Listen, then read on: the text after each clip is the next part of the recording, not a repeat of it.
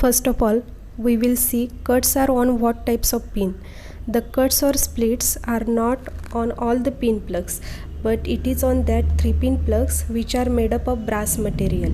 If the pin is made up of aluminum, then the cuts or splits are not seen on that.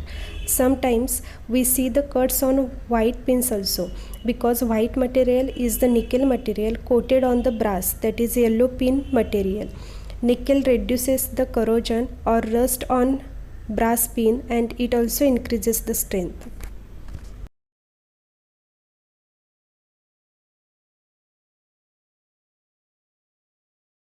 Pins of plugs are made up of brass material because it is a good conductor of electricity, and second property of brass is it expands in volume due to heating.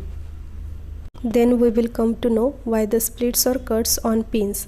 As we know, the pins are made up of brass and coated with nickel to avoid the common rust of green color we see on the brass. Brass has high coefficient of thermal expansion, volume wise or length wise. So if the temperature of the pins go up for any reason, then it would be very difficult to pull out the plug.